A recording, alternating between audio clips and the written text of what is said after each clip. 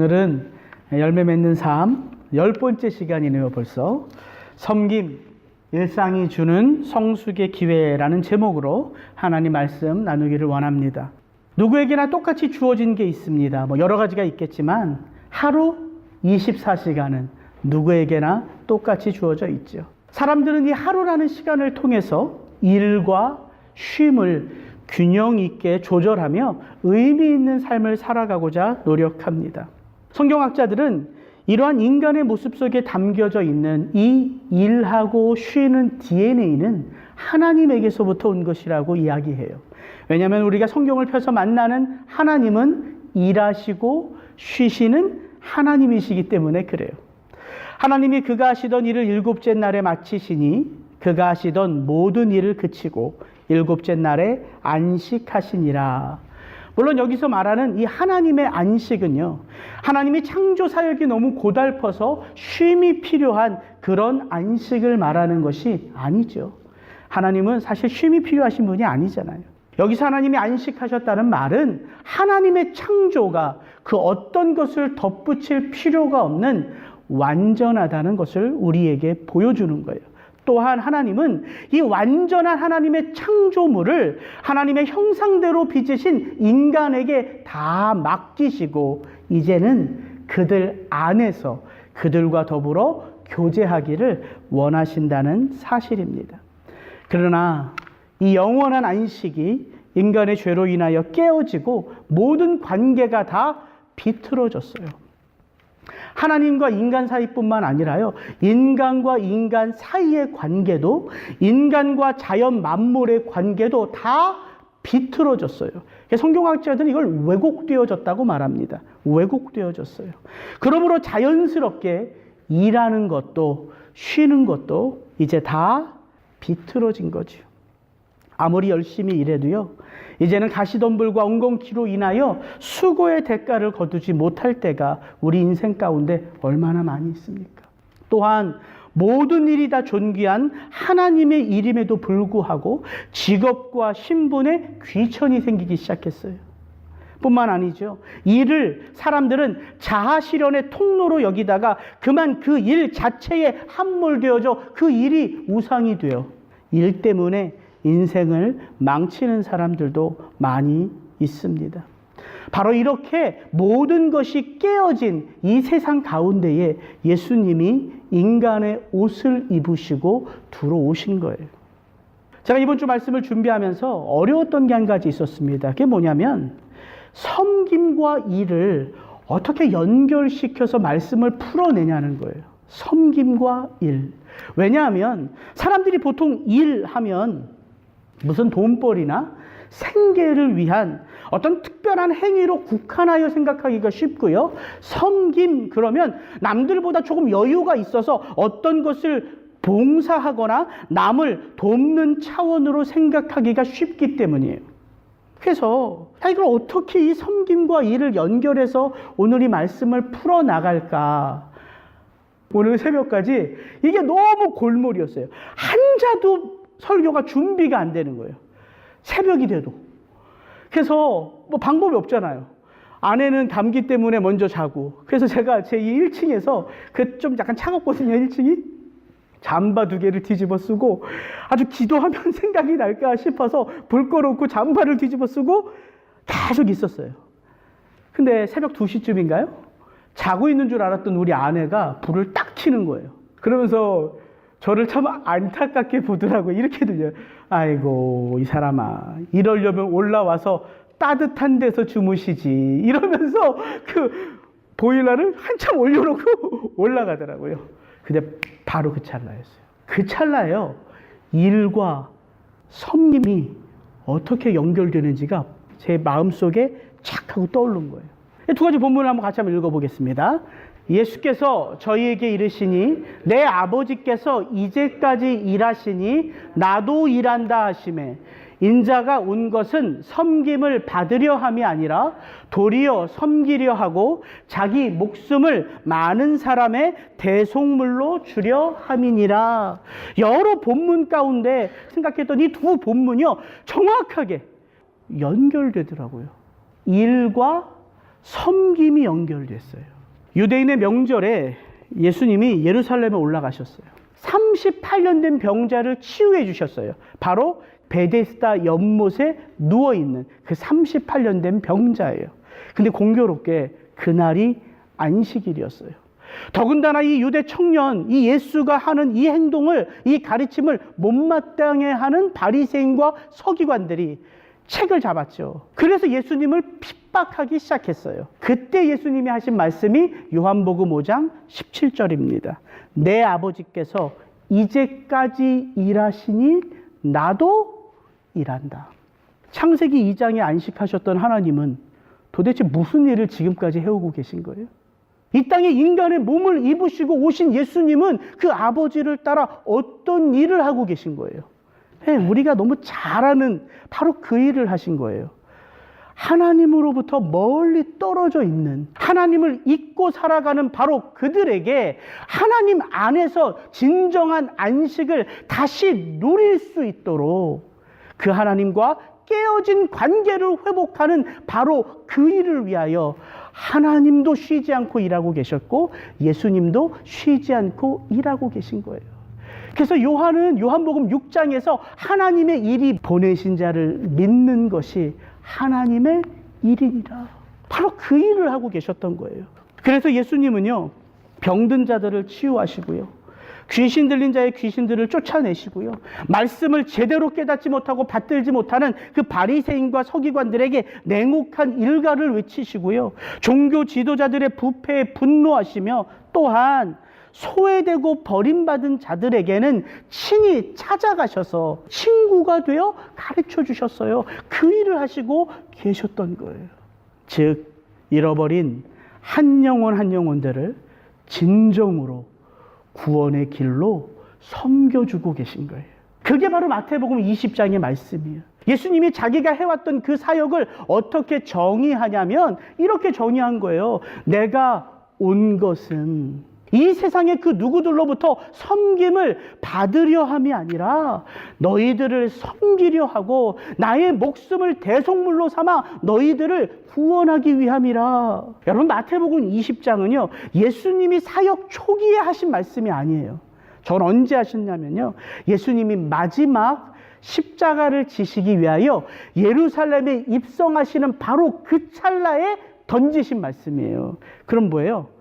여태까지의 사역을 정리하시는 말씀이라는 거죠. 그래서 제가 이게 깨달아졌어요. 예수님은 지금까지 하신 모든 사역들을 섬김이라는 이름으로 정의하신 거고, 자기가 이제 짊어져야 할 그 십자가를 사랑하는 이들을 위한 섬김이라고 말씀하고 계신 거예요. 여러분, 일은요 돈벌이가 아니에요. 우리가 하는 일은요 생계수단이 아니에요. 내 자아를 실현하는 어떤 것이 아니에요. 예수님이 우리에게 뭘 보여주셨냐면 우리가 하는 모든 일이 하나님을 섬기는 것이고 하나님의 나라를 섬기는 것임을 몸소 보여주신 거예요. 그래서 일은 섬김이에요. 그게 깨달아지더라고요. 여러분, 누가 하나님의 마음을 헤아릴 수 있습니까? 성숙한 자들이잖아요. 성숙한 자들이 아버지의 마음을 헤아릴 수 있잖아요. 그래서 하나님의 손이 되고 하나님의 발이 되고 하나님의 마음을 이 땅 가운데 필요한 영혼들에게 찾아가서 보여주고 들려줄 수 있는 하나님의 영광의 도구가 되는 거잖아요.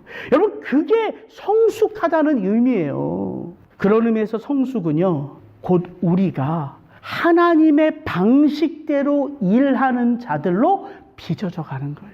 내가 원하는 대로, 내가 뜻하는 대로 일하는 자들이 아니라 하나님이 원하시는 바로 그 방식대로, 그 뜻대로 일하는 자들로 세워져 가는 것, 그것이 성숙한 자들이라는 거죠. 여러분, 그것을 보여주시기 위하여 예수님이 이 땅에 오신 거예요. 왜 우리가 예수님의 삶과 그의 가르침에 주목하는 것입니까? 바로 그것이 우리가 따라야 할 삶이고 우리가 걸어야 할 길이기 때문에 그래요. 그래서 이렇게 말씀하신 거예요. 너무 잘하는 말씀이죠. 무리와 제자들을 불러 이르시되 아무든지 나를 따라오려거든 자기를 부인하고 자기 십자가를 지고 나를 쫓을 것이니라. 여러분, 예수님의 제자가 된다는 것은요, 10주 제자 훈련 마치면 되는 게 아니에요. 누구나 알아주는 교회를 다니고 있으면 제자가 되는 게 아니에요. 믿음의 뼈대가 있는 가문의 모태신앙으로 태어나면 예수님의 제자가 되는 게 아니에요. 예수님은 말씀하세요. 제자가 되려면 나를 쫓을 것이니라. 예수님이 사셨던, 예수님이 걸으셨던 그 삶의 모습 그대로 살아가고 그 삶의 길을 그대로 걸어가는 바로 그가 예수님의 제자라는 것이죠. 자, 이런 질문을 던져봤어요. 형우가, 너의 자기 십자가는 뭐니?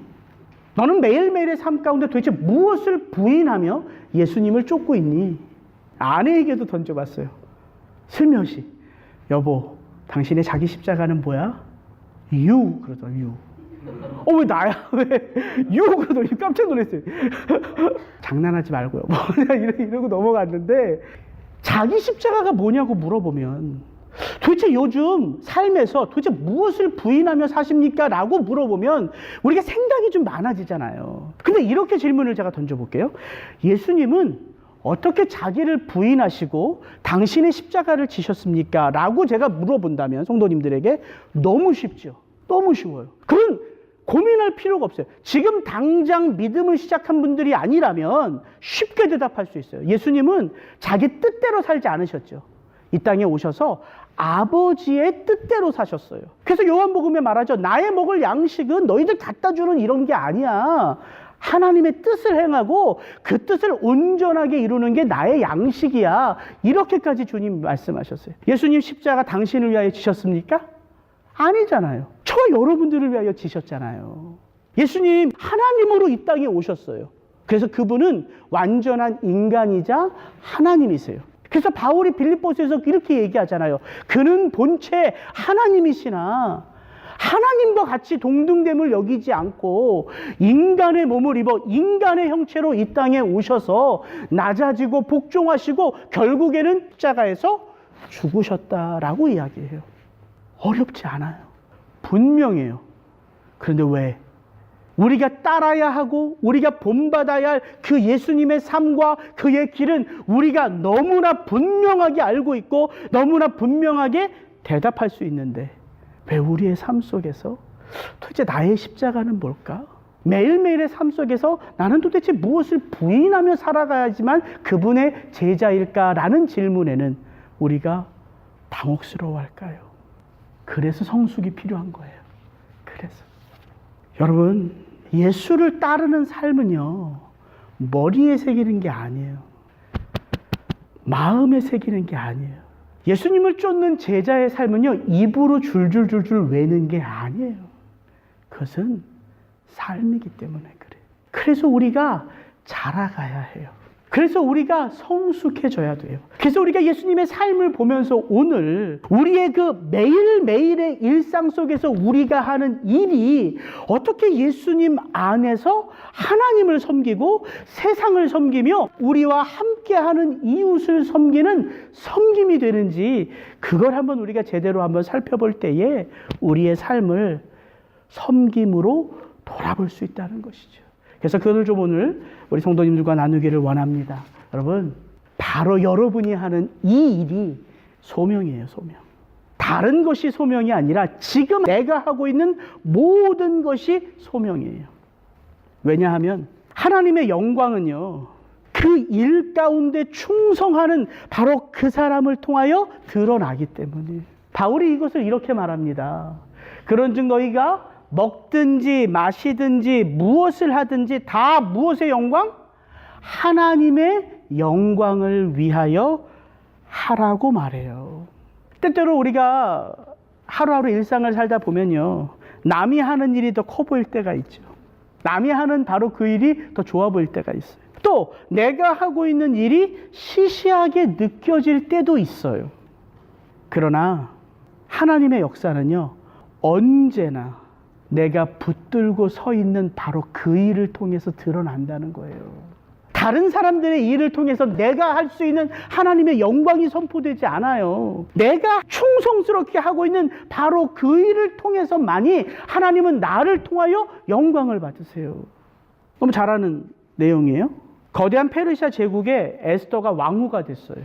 에스더, 위대한 여인이잖아요. 근데 당시 상황은 어떤 상황이냐면요, 이 페르시아 제국에 포로 귀환이 허락되어졌음에도 불구하고 예루살렘으로 돌아가지 않는 유대 백성들이 머물러 있었어요. 무슨 이유인지 성경은 말하지 않아요. 바로 그 머물러진 바로 그들에 대한 이야기가 바로 에스더서의 이야기예요. 그렇게 머물러 있는 유다 백성들을요, 못마땅해 한 페르시아 하만이 있었지요. 그래서 음모를 꿰어 모든 유다 백성들을 한날에 다 몰살시키려고 해요. 바로 그때 에스더의 삼촌인 모르드게가 에스더에게 이렇게 말합니다. 이때에 내가 만일 잠잠하여 말이 없으면 유다인은 다른 데로 말미암아 노임과 구원을 얻으려니와 너와 내 아비 집은 멸망하리라. 내가 왕후의 위를 얻은 것이 이때를 위함이 아닌지 누가 아느냐, 이렇게 말해요. 이 모르드게의 말 속에 아주 분명한 하나님의 역사가 있어요. 왕후를 얻은 거예요. 그래서 바로 그 왕후의 자리에 앉게 하신 그 하나님이 지금 일어나는 이 일을 위하여 바로 너를 예비하신 것을 누가 알겠느냐. 여러분, 당시 에스더는요 30일 동안 왕의 부름을 받지 못한 왕후였어요. 이 페르시아에서는요 왕의 부름을 받아야지만 왕후가 왕과 잠자리를 하기 위하여 나아가는 거예요. 그럼 왕이 부르지 않았는데 왕후가 왕 앞에 나오는 건 생명을 걸고 그 앞에 서야 되는 그 일이에요. 그런 위험천만한 상황이었지만 에스더가 그 모르드게의 말에 귀를 열죠. 그리고 이렇게 말합니다. 삼촌, 모든 유다 백성들을 모아서 나를 위해서 금식하십시오. 나도 금식하며 왕 앞에 서겠습니다. 그러면서 뭐라고 말합니까? 왕에게 나아가리니 죽으면 죽으리이다. 이 고백을 하는 거 아닙니까? 왕후가 된 에스더만 이런 위대한 고백을 한 게 아니에요. 우리가 잘 살펴봤던 룻기에 이 모압 여인 룻도요, 모압에서 유다 베들레헴으로 가는 그 길 한복판에서 그에게 맡겨진 그 시어머니 나오미를 향하여 어떤 고백을 하냐면 이런 고백을 해요. 어머니께서 가시는 곳에 나도 가고 어머니께서 머무시는 곳에서 나도 머물겠나이다. 어머니의 백성이 나의 백성이 되고 어머니의 하나님이 나의 하나님이 되시리니 어머니께서 죽으시는 곳에서 나도 죽어 거기 묻힐 것이라. 아니, 무슨 여자들은 어떻게 이렇게 좀 생명 걸고서 이렇게 모든 것에 올인해요. 남자들은 이런 고백이 없는데 이 에스더와 룻, 주어진 자신의 삶에 집중해야 될 그 일에 바로 그 사람에게 모든 생명을 바쳐요. 왕후가 된 에스더만이 아닙니다. 그 모압 땅에서 유다 베들레헴에 오는 그 길 한복판에서 이 룻의 고백을 하나님이 들으세요.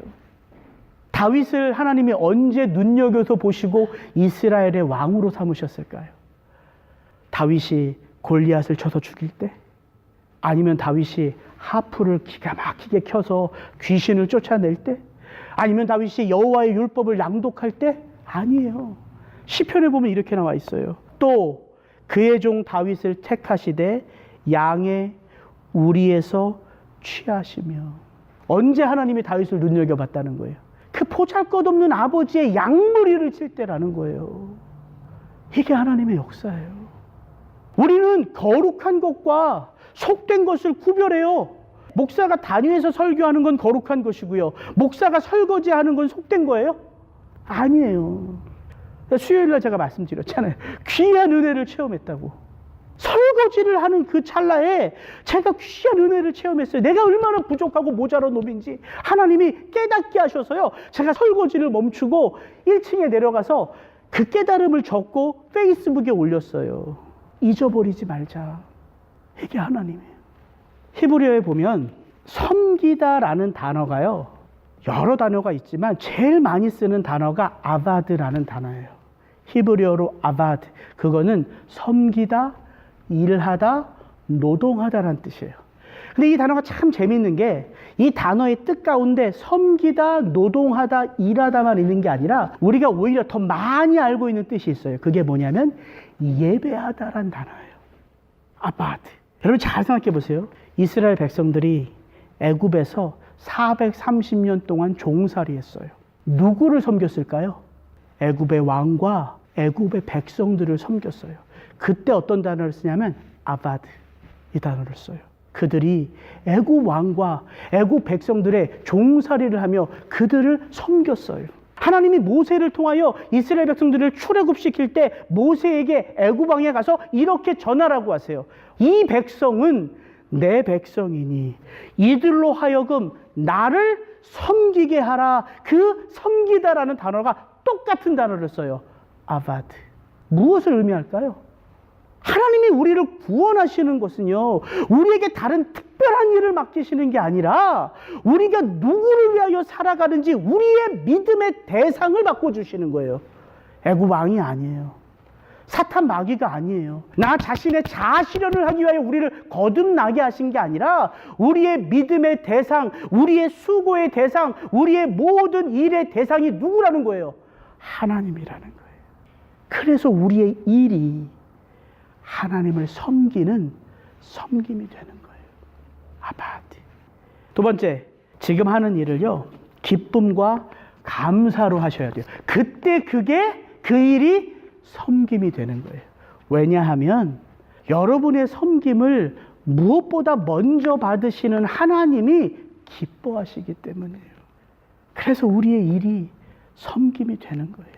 바울은 골로새서에서 이렇게 말합니다. 무슨 일을 하든지 마음을 다하여 주께 하듯 하고 사람에게 하듯 하지 마라. 무슨 일을 하든지예요.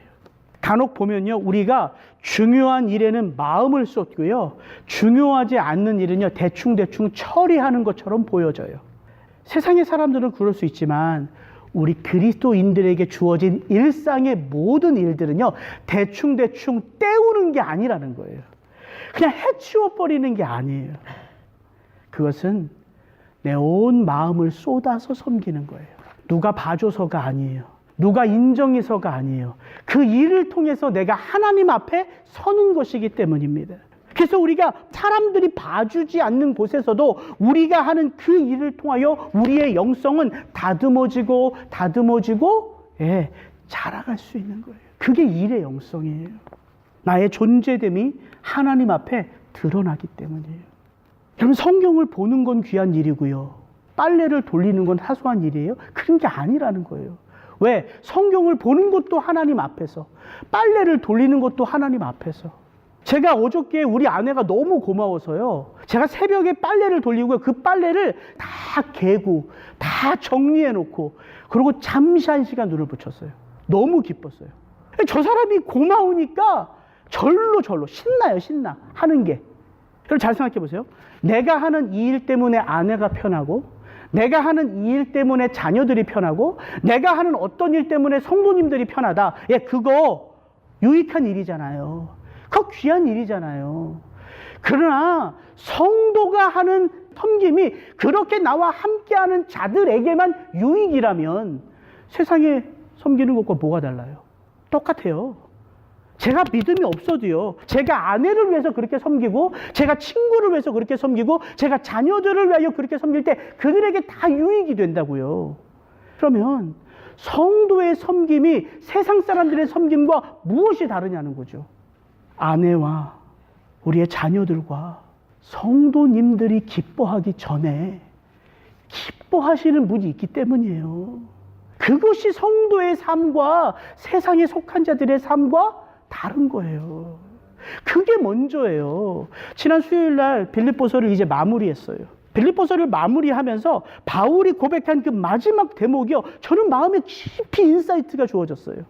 바울이요, 그 마지막에 이렇게 고백해요. 뭐라고 고백하냐면, 에바브로디도 편에 너희의 준 것을 받음으로 내가 풍족하니 이는 받으실 만한 향기로운 제물이요 하나님을 기쁘시게 한 것이라. 바울이 2차 전도 여행 때 빌립보 교회를 세우고서요, 빌립보 교회와 바울 안에는요 10년 동안 아름다운 교제가 있었어요. 바울이 마게도니아에서 선교를 할 때, 복음 전도하는 일을 할 때 그 바울의 선교 후원금을 댄 교회가 빌립보 교회밖에 없었어요. 그래서 바울이 그게 너무 고마웠어요. 바울이 이제 로마의 감옥에 갇혀 있는데 재판을 기다리는 게 이렇게 지나가요. 바울이라고 하는 그 쟁쟁한 사도도요, 이제는 교회들 가운데 어떻게 해요? 잊혀져 가는 사람이 돼요. 그때 이 빌립보 교회가요, 2000km나 되는 그 로마에요, 에바브로디도를 보내서 바울이 쓸 것을 챙겨주고 우리 교회가 바울 사도를 여전히 생각하고 있습니다 라는 감사와 사랑의 마음을 에바브로디도 편에 보내요. 바울이 그게 너무 고마웠던 거예요. 그래서 이렇게 고백하는 거예요. 에바브로디도 편에 너희의 준 것을 받음으로 내가 풍족하다, 이 말이요. 야, 너희들 나를 잊지 않고 기억해줘서 나한테 쓸 것을 이렇게 공급해주니까 내가 이렇게 풍족해졌어. 바울이 이 얘기를 하는 것 같으세요? 그 얘기하는 거 아니에요. 잘 보세요. 이는 받으실 만한 향기로운 재물이요, 하나님을 기쁘시게 한 것이라.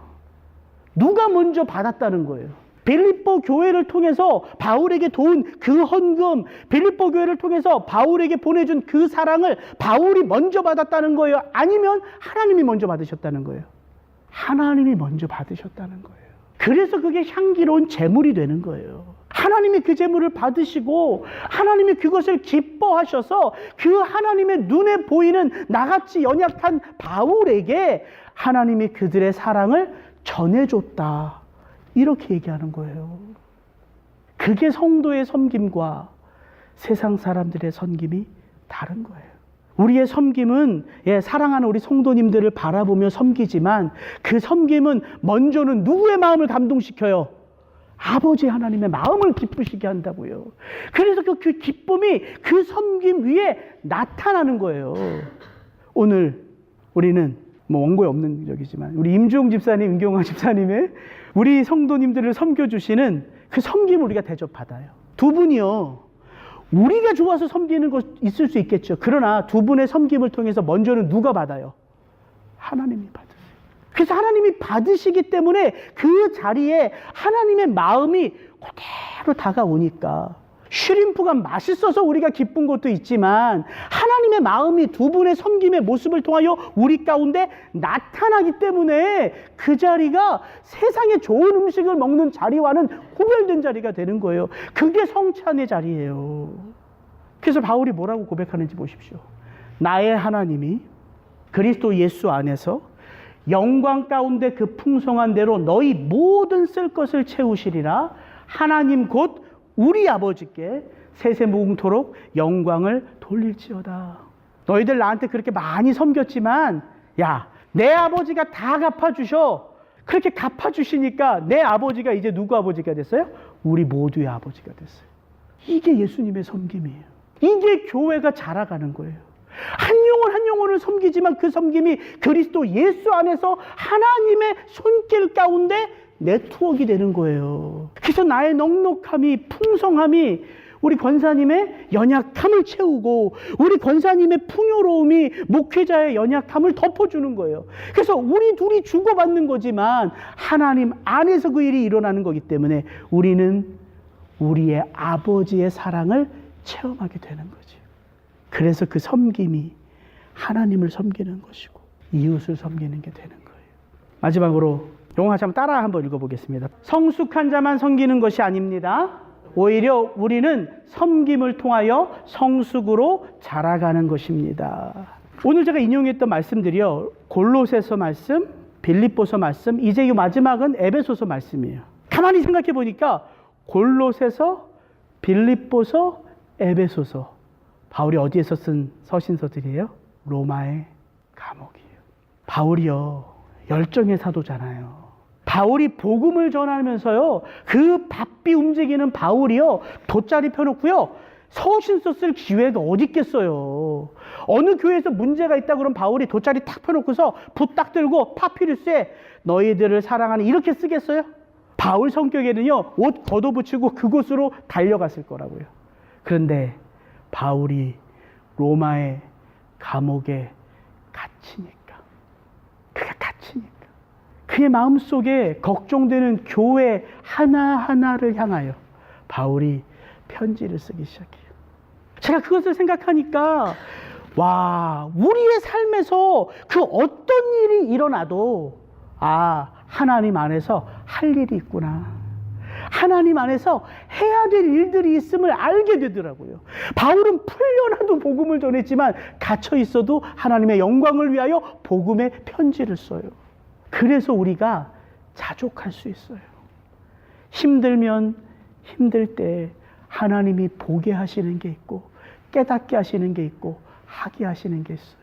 내 육체가 연약하여 병들었을 때에도 하나님이 그 가운데서도 나로 하여금 보게 하시는 게 있고 하게 하시는 바로 그 일이 있음을 우리가 체험하기에 자족할 수 있는 거예요. 스스로 만족한다는 의미의 자족이 아니라요, 하나님을 철저히 의뢰하는 신뢰의 자족을 할 수 있다는 거예요.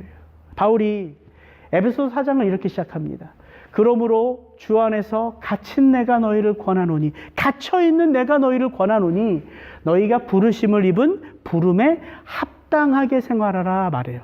부름을 받았다면 부름 받은 자의 삶이 있다는 거예요. 그러면서 하나님은 7절과 11절에 보면 이렇게 말합니다.